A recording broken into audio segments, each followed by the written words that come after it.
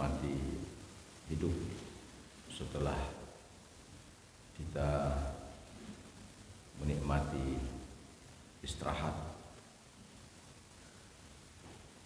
yang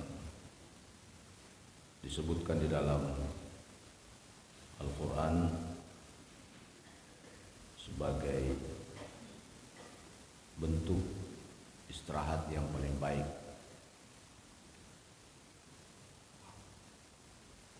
Tidak ada istirahat yang paling menyegarkan di dalam tubuh kita ini kecuali tidur. Dan tidur itu sendirilah salah satu karunia dan nikmat yang Allah berikan kepada kita. Itulah sebabnya ketika kita baru bangun tidur, kita berterima kasih kepada Allah dengan membaca doa, Alhamdulillahilladzi ahyana ba'dama amatana wa ilaihi nusyur. Kita nyatakan pujian kepada Allah, alladzi ahyana, setelah Dialah yang menghidupkan kita, alladzi ahyana ba'dama amatana, setelah Dia matikan kita. Maka tidur itu sama dengan kematian.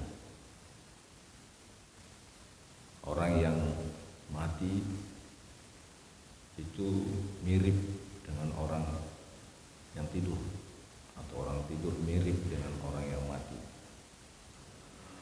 Tidak ada suara yang didengar, tidak ada rasa yang dia rasakan, kecuali kalau sudah bangun.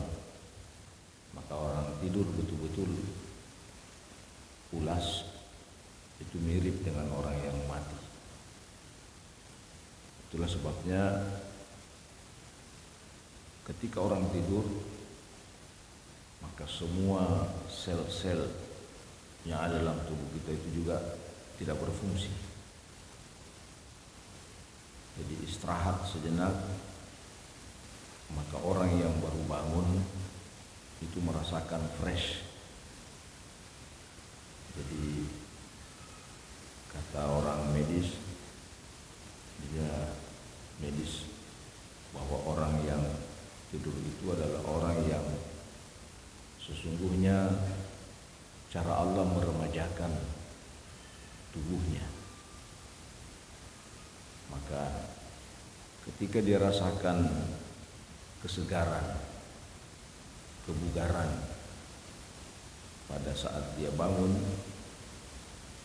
sebagai orang yang merasakan kenikmatan itu, seharusnya memuji Allah Subhanahu wa taala. Itulah sebabnya kita diajarkan doa, Alhamdulillahilladzi ahyana, yang menghidupkan kita, ba'dama amatana, setelah Dia matikan kita, wa ilaihi nusyur. Di sini pelajaran bahwa saatnya kita akan dikembalikan dan dibangkitkan. Dan kita bersyukur bahwa pada subuh hari ini adalah subuh Jumat.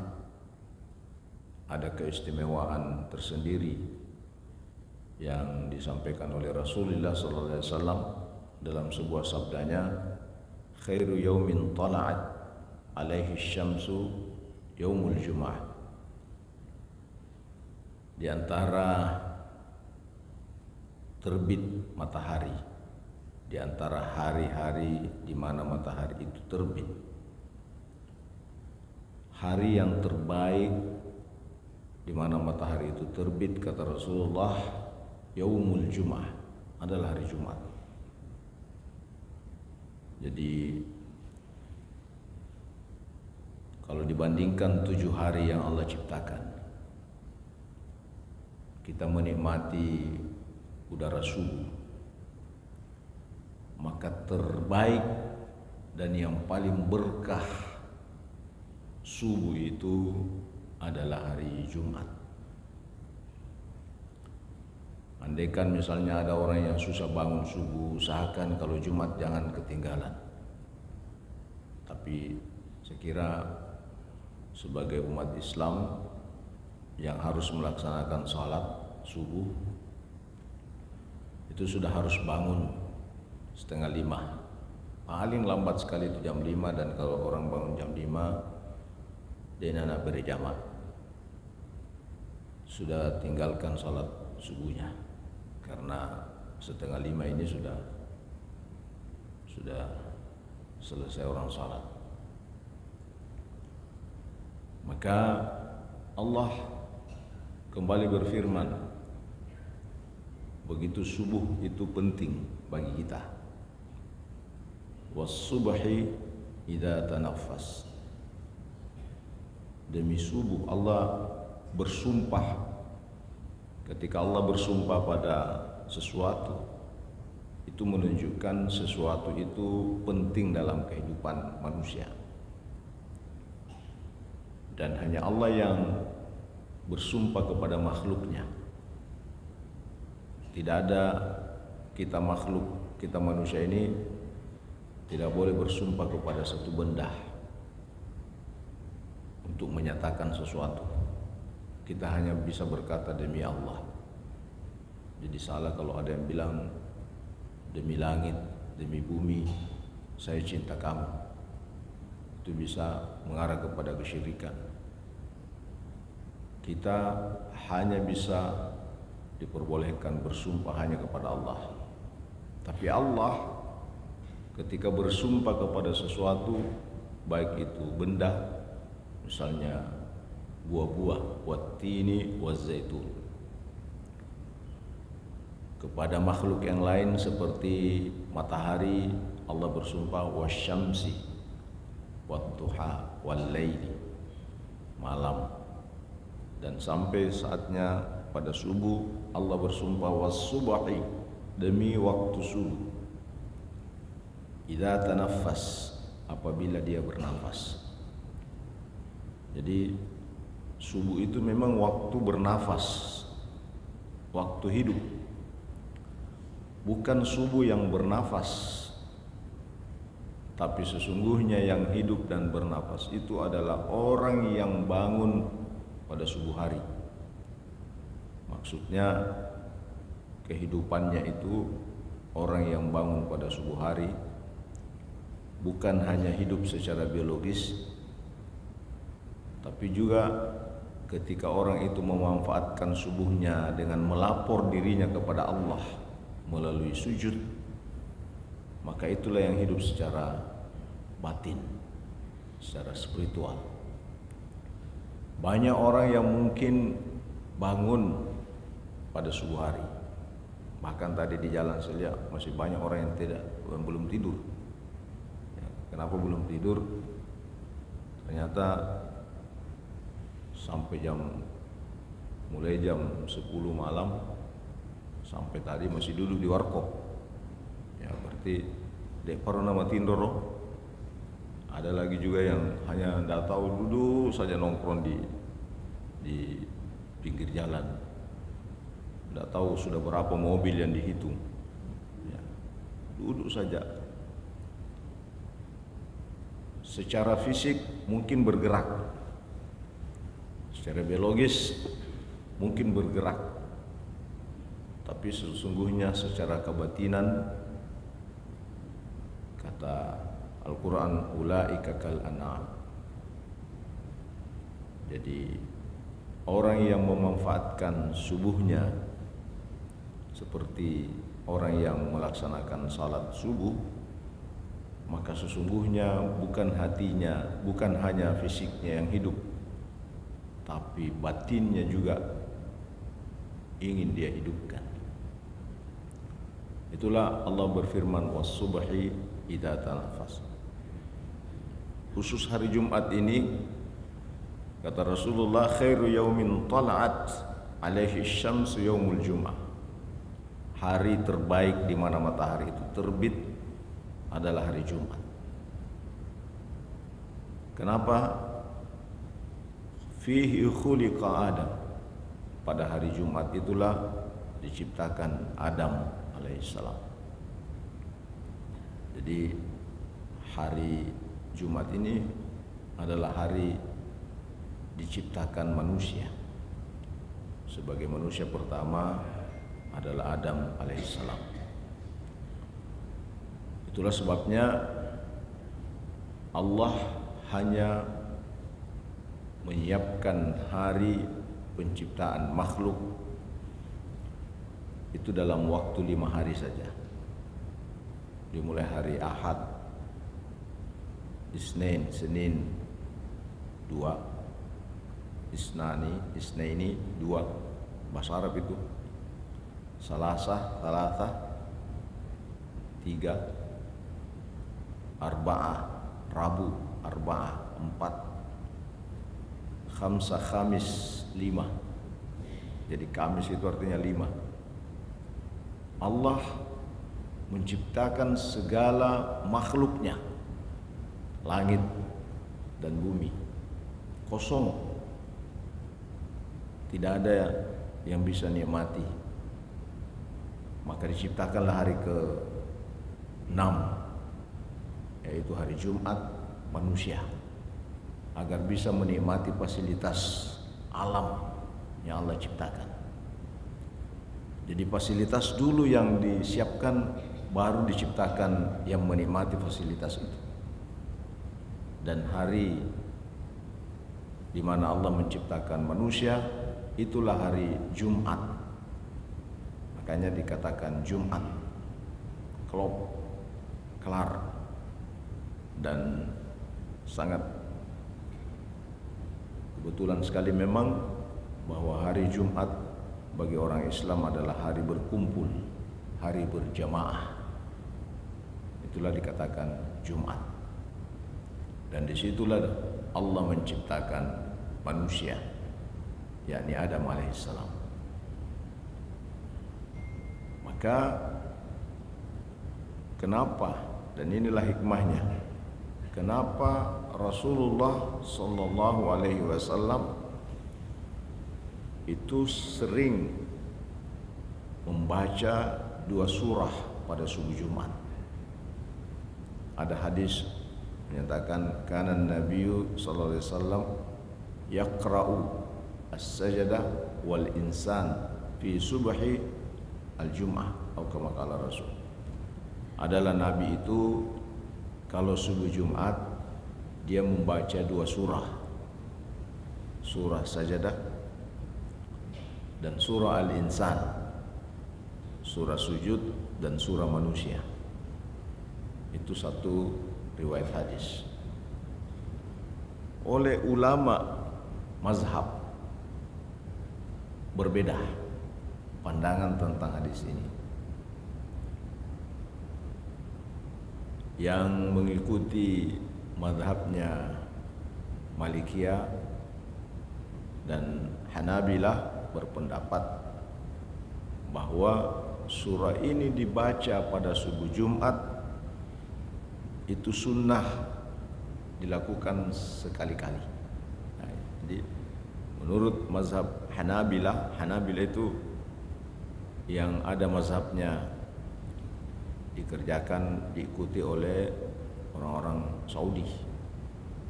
Jadi orang Saudi itu imamnya tidak setiap Jumat, karena mengikuti cara berpikirnya Ahmad bin Hambal, cara berpikirnya Malik yang berpendapat bahwa surah ini dibaca pada subuh Jumat sekali-kali saja, tidak setiap Jumat. Mana dalilnya? Ini dalilnya tadi. Kana Nabiyyu sallallahu alaihi wasallam yaqra'u sajada wal insan fi subh al-Jumat. Itu dalilnya. Tapi Imam Syafi'i berpendapat bahwa setiap subuh Jumat sunnah hukumnya dibaca tanpa disela. Pokoknya setiap subuh Jumat dibaca. Setiap subuh Jumat dibaca. Mana dalilnya?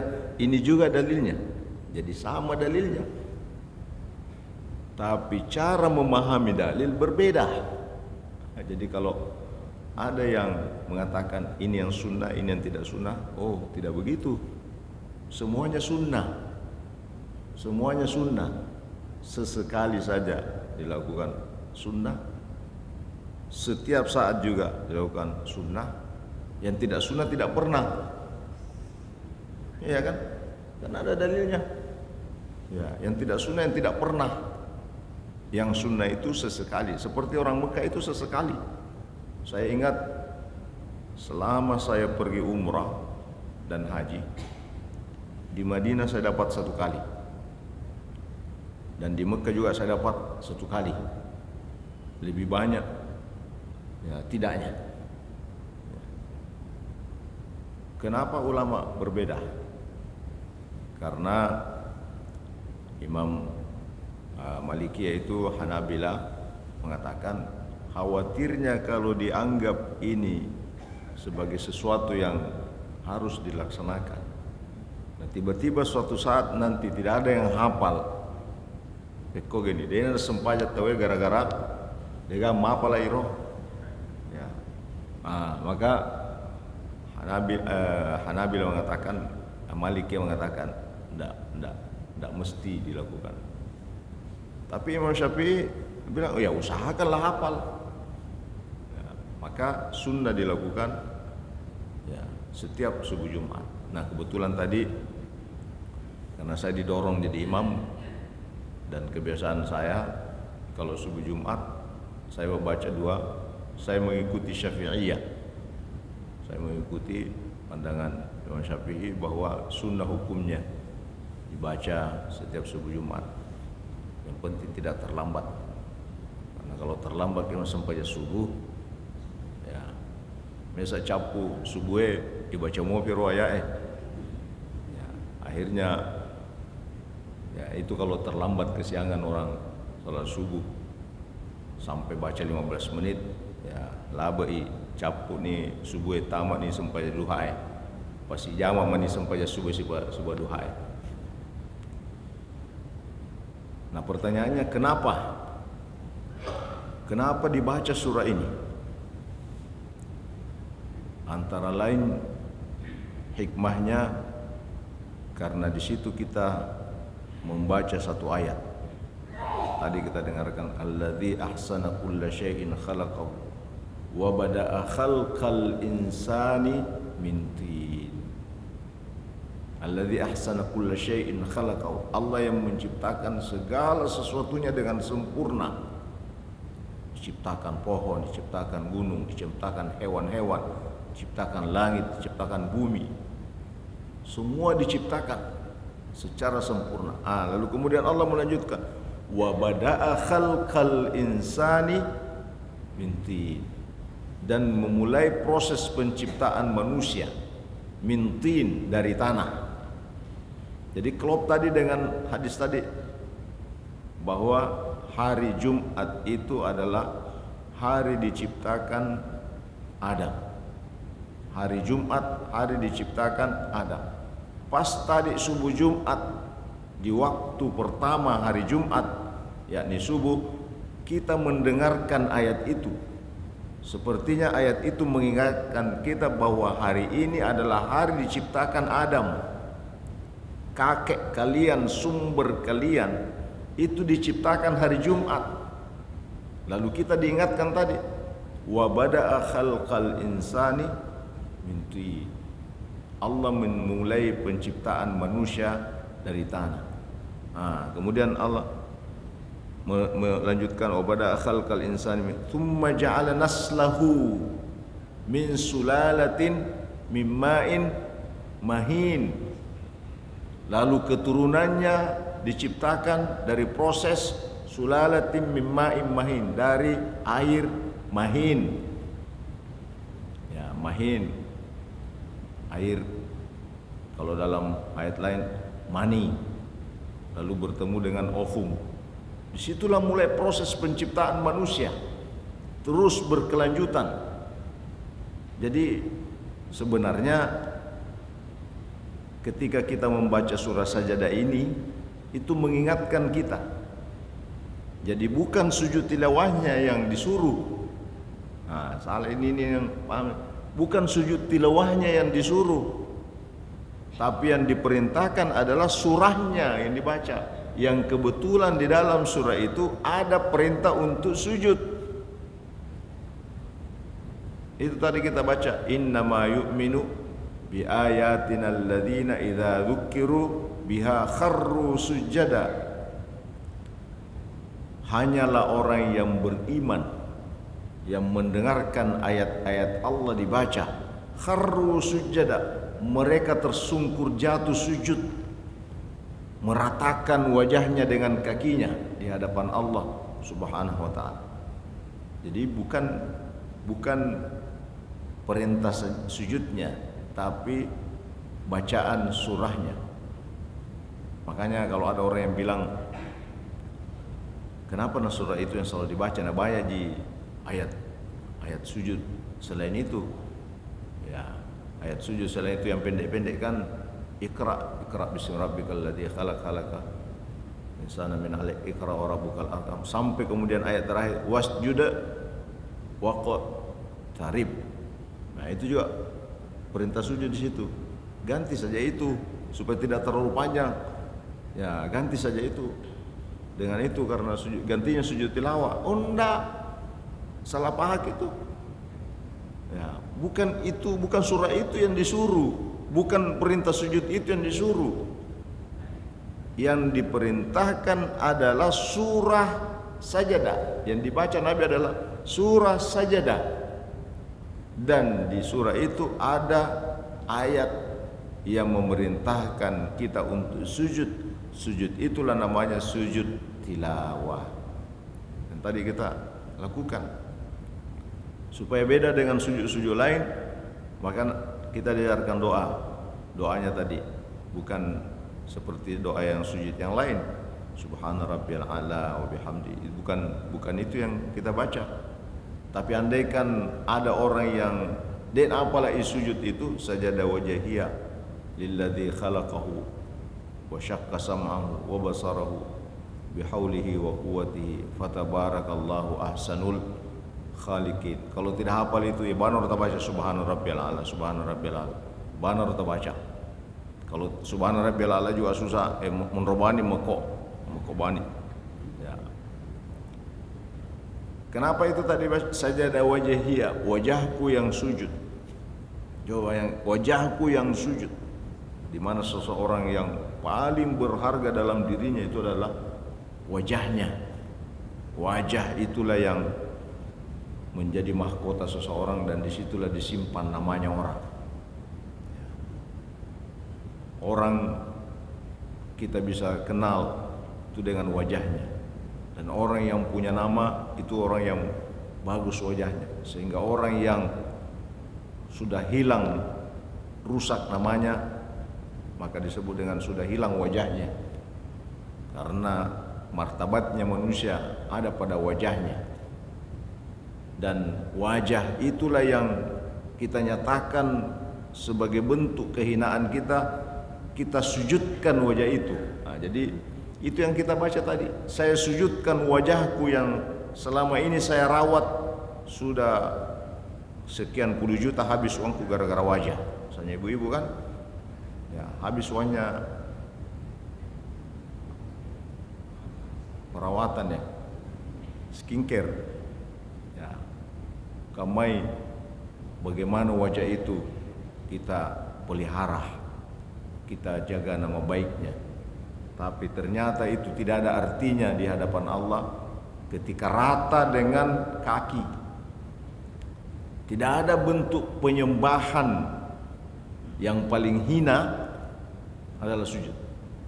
Sekira kita misalnya di hadapan raja-raja, coba kita misalnya di keraton, di apa semua, ya, belum ada yang sujud di hadapan.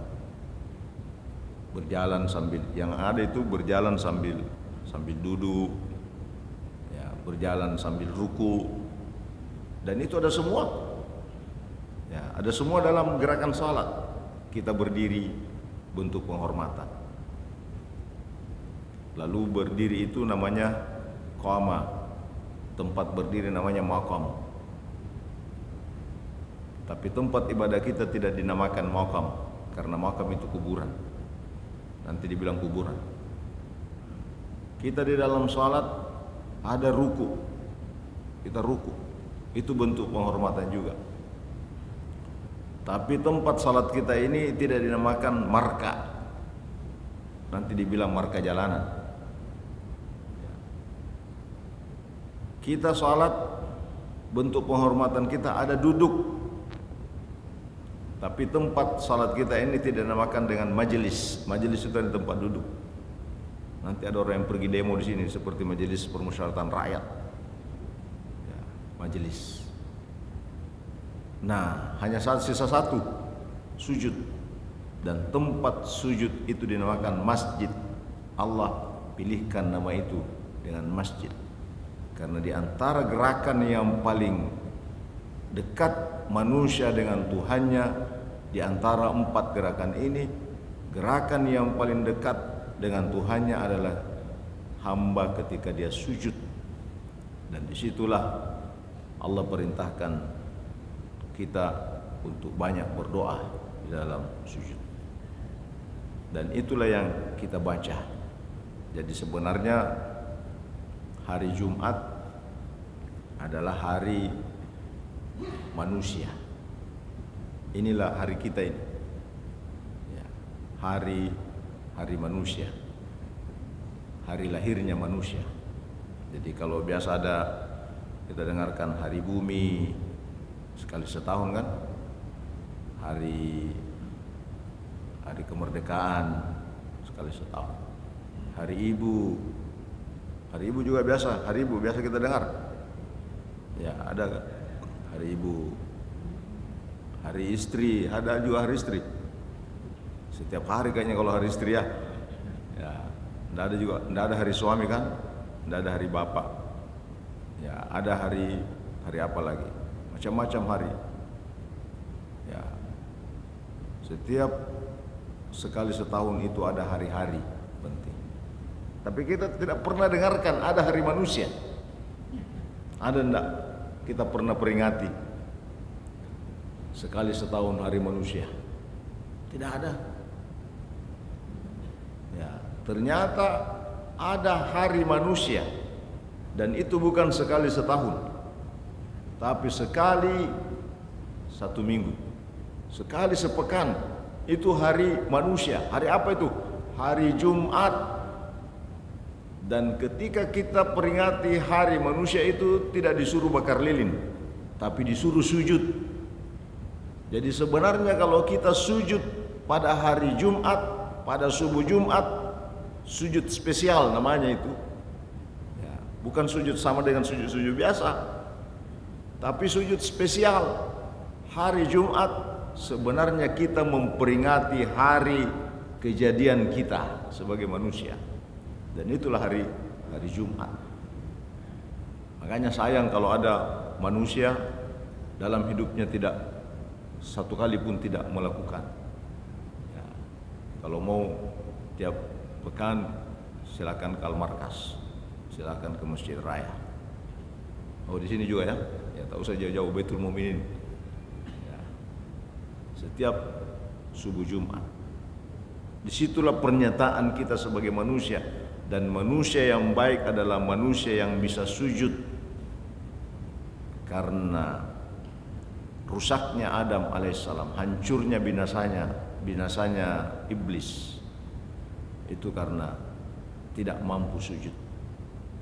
Dan Adam diberikan keistimewaan karena dia bisa sujud di hadapan Allah Subhanahu wa ta'ala. Disitulah surah yang kita baca di rakaat pertama.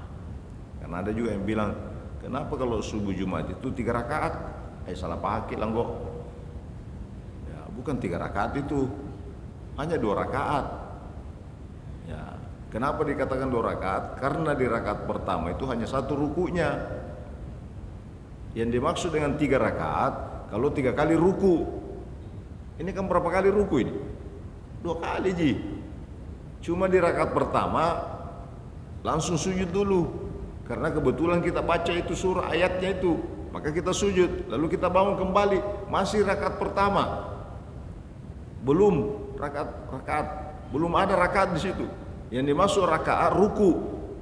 Nah, kalau sudah ruku, berarti disitulah dihitung rakaat pertama. Dan ternyata di rakaat kedua kita membaca satu surah lagi yang namanya surah Al-Insan. Jadi surah manusia lagi kita baca. Hal ata 'alal insani hinun minad dahri lam yakun syai'an madhkura. Nah, sampai kemudian ayat ada 2 model manusia. Ada al-abrar. Ya, ada innal abrara. Tadi kita baca wa yut'imuna at-ta'ama ala hubbihi miskinan wa yatiman wa asira. Jadi ada orang baik, ada orang jelek. 2 tipologi manusia. Sisa kita pilih. Mau pilih menjadi orang baik, namanya al-abrar. Al-abrar. Al-abrar itu jamak dari barrun. Banyak orang barrun, al-abrar. Barru itu artinya orang baik. Jadi kalau ada orang baru, itu orang baik itu. Ada orang baru sini. Pak Haji orang baru ya. Pak Landro. Ya, kalau orang baru itu berarti baru itu bahasa Arab dan nama Tuhan.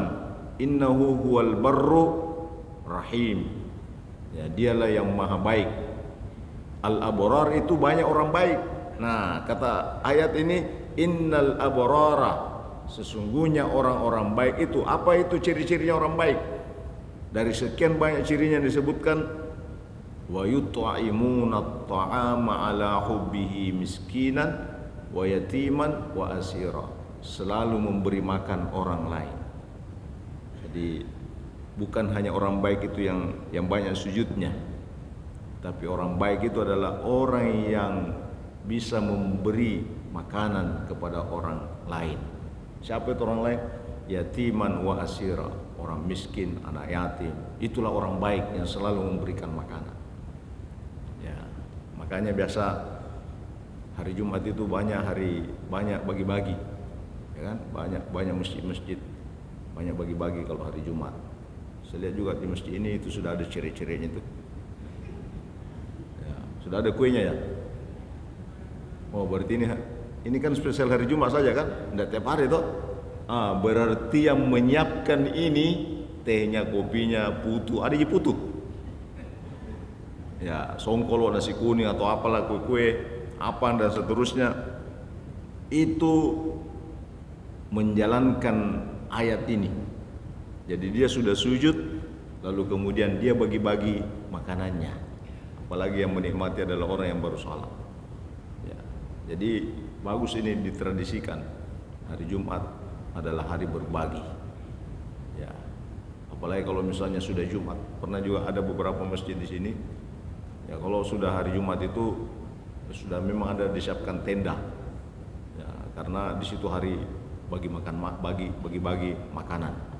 Ya, ada jamaah yang menitip untuk dibagikan.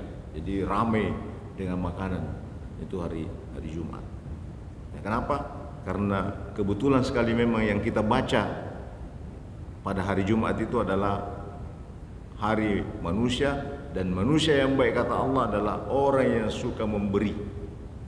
Ya, inilah yang menjadi peringatan dalam tausiah dan ta'lim kita pada subuh hari ini. Mudah-mudahan ada berkah dan manfaatnya. Sekarang sudah masuk waktu isyraq. Ya, 10 menit lagi ya, 10 menit lagi. Saya lanjutkan atau mungkin ada yang mau bertanya? Ya, silakan. Kalau ada yang begitu ya. Sambil itu ya. Ya. Nah, karena itu jemaah sekalian, itulah pentingnya yang namanya sujud.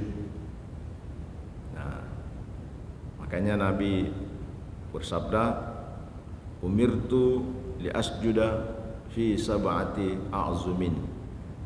Saya diperintahkan untuk sujud pada 7 anggota tubuh. Jadi tolong diperhatikan Bapak Ibu ini ketika kita sujud. Jangan sampai menghalangi 7 anggota tubuh kita. Dan kalau tidak sempurna sujud kita, itu bisa mempengaruhi salat yang kita lakukan. Bisa batal salat kita karena sujud itu adalah rukunnya salat. Karena itu perlu diperhatikan. Ya, 7 anggota tubuh itu. Mana saja yang 7 itu? Kalau dari kaki berarti jari-jari kaki yang sujud. Ya, jari kaki yang sujud. Ada yang mengatakan bagusnya kaki itu jari-jarinya juga dihadapkan ke kiblat, ya kan? Jadi bukan dihadapkan ke tanah. Ya, kecuali kalau asam urat, wah susah itu. Ya, apa boleh buat kalau sudah asam urat orang? Ya, apa boleh buat? Ya, makanya bapak-bapak, ibu-ibu yang belum sempat asam urat, tapi kok memang di roh. Karena kalau asam urat, tidak bisa begitu. Mumpung kita belum asam urat, ya kasih begini memang lokongi bangkeng. Ya, jadi jari-jarinya juga ketika kita sujud itu sudah menghadap begini nih, bukan begini. Ya toh? Ya, makanya kalau bagus semua itu lakukan tubuh kita itu baku tarik-tarik semua itu. Mulai dari kita berdiri, cara berdirinya sudah baku tarik-tarik. Kalau kita lagi ruku dengan benar, ya kalau Nabi ruku itu kan dia pegang ininya, lututnya. Ya. Tapi kalau sudah encok, apalagi kalau sudah ada itu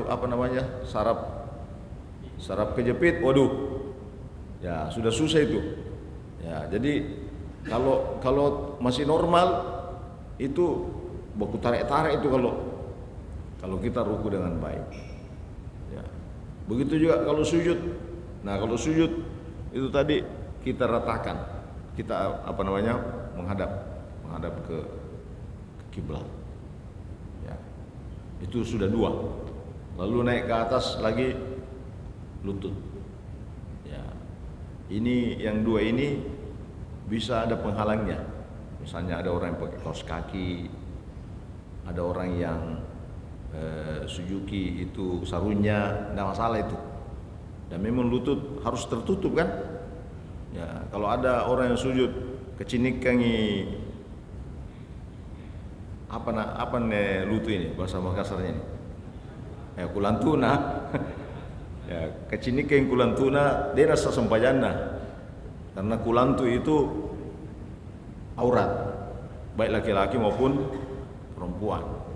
Ya, jadi bapak-bapak di sini jangan selalu kelihatan aurat. Ya, kalau mau pakai celana pendek yang dibawanya lutut. Ya, datang bapak-bapak pahanya ngejual murah. Ya, padahal itu paha itu aurat bagi bapak-bapak itu. Ya. Jadi kalau kita mau agak-agak pendek, ya di bawah lutut lah sedikit anunya, supaya tidak kelihatan auratnya. Ya. Auratnya bapak-bapak kan sampai pusat. Jadi andai kan bapak misalnya mau salat, pakai sarung saja, tidak pakai baju, kasih sedikit, yang penting tertutup anunya, itu sudah sah salatnya. Biasa juga ada orang begitu. Yang penting sudah tutup. Ya, mungkin kurang bajunya barangkali. Ya. Terus naik lagi ke atas, sudah 4 ini. Naik lagi ke atas 6. Ya, ini kan 2 telapak tangannya. Jadi bukan tangannya sujud, tapi telapak tangan. Karena kalau sujudnya tangannya juga ini juga, itu yang dilarang Nabi. Sujudnya nak kasih sujud semua sampai sampai sikunya. Ah, itu dilarang Nabi. Jadi kita sujud begini. Bedanya laki-laki sama perempuan. Jadi ada perbedaan salat laki-laki dengan perempuan. Kalau laki-laki itu sujudnya dikasih agak keluar. Ya, agak keluar. Posisi tangannya ini antara telinga dengan bahu. Jadi agak keluar. Dan ini juga menghadap ke kiblat. Jangan menghadap ke begini. Ada juga orang sujud begini tuh. Mau menghadap ke mana nih? Yerusalem barangkali. Ya, menghadap ke kiblat. Nah, ini yang harus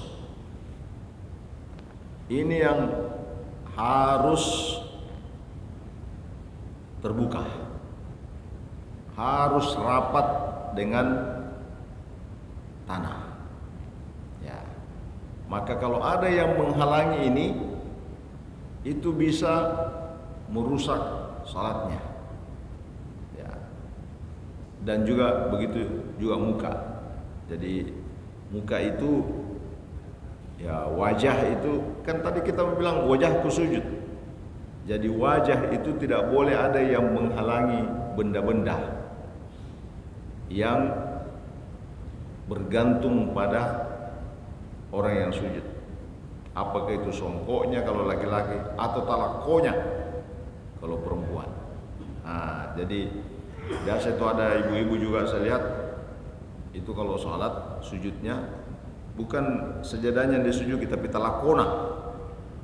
Nah, Allah sebegini talakona. Jadi talakonya yang disujud itu tidak sah sujudnya, ibu-ibu ya, tidak sah sujudnya. Atau mungkin talakonya terlalu turun ke bawah begini sampai menghalangi jidatnya sujud. Nah, itu juga. Ya, tapi jarang sih kalau ibu yang begitu. Yang biasa itu bapak-bapak karena songkoknya harus begini. Nah, begini songkoknya kan. Kalau begini model songkok, Pak, kira-kira yang sujud itu wajah, jidat atau songkok? Songkok yang sujud. Berarti sudah menghalangi. Kenapa kita disuruh pakai songkok bagi bapak-bapak ini? Bukan disuruh pakai songkok. Ini songkok kan orang Indonesia, Pak. Nabi itu pakai imamah, ya. Dan di sorban yang dililit. Ya, dikiaskanlah itu imamah sama dengan yang songkok. Nah, sekarang kenapa kita disuruh pakai penutup kepala ini? Karena secara fikih itu bisa membantu kita untuk menghalangi rambut tidak menghalangi wajah kita sujud. Nah, kalau panjang begini kan, nah, maka diamankan begini. Ya, makanya yang merasa botak-botak tidak ada rambutnya bisa jadi tidak pakai songkok. Ya, itu baru secara fikih, tapi secara etika, adab, akhlak. Ada juga menurut ulama sebagai akhlak orang yang menghadap kepada Allah itu tutup kepalanya. Bagi orang yang menganggap songkok atau pakaian penutup kepala itu sebuah penghormatan. Nah, makanya Imam Syafi'i berkata, makruh hukumnya orang salat kalau dia tidak memakai, kalau dia anggap itu sebagai bentuk penghormatan. Tapi kalau ada orang yang anggap bukan sebagai bentuk penghormatan, tidak menjadi makruh kalau tidak pakai songkok. Ya, sama saja baginya di hadapan orang dia pakai songkok atau tidak pakai songkok sama saja. Ya, tapi saya tanya kalau di Indonesia ini biasanya kalau ada orang dilantik apakah pakai songkok atau tidak? Pakai songkok atau tidak? Pakai songkok. Biar bukan orang muslim. Ya, kalau dia dilantik harus pakai begini kan? Ya. Pertanyaannya kenapa? Karena di Indonesia masih dianggap menutup kepala itu sebagai bentuk penghormatan. Ya. Makanya biasa orang tua dulu kita itu kalau ada tamunya apa yang pertama dicari? Songkoknya dulu yang pertama dicari, Pak. Biar tidak pakai baju, yang penting pakai songkok. Ya, siapa datang? Pak Camat datang. Songkokku.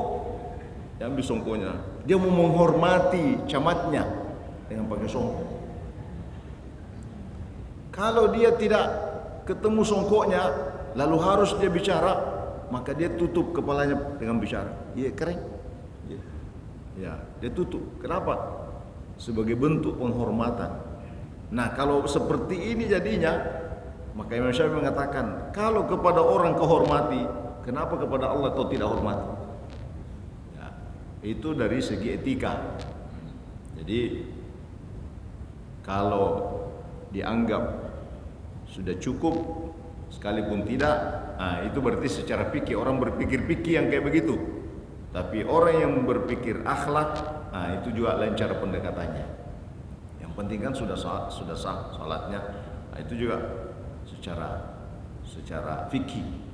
Tapi kalau secara etika bukan hanya masalah sah atau tidaknya, tapi masalah etis atau tidaknya. Nah itu menurut orang yang menggeluti di bidang akhlak. Nah inilah yang sujud di hadapan Allah sebagai wujud penghambaan kita kepada Allah Subhanahu wa taala. Sekira demikian, Allah a'lam bishawab.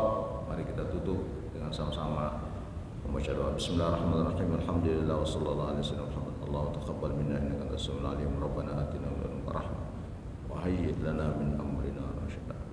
Rabbana atina fid dunya hasanah wa fil akhirati hasanah wa qina adzabannar. Wassallallahu alaihi wasallam Muhammad walhamdulillahi rabbil alamin. Al-Fatihah.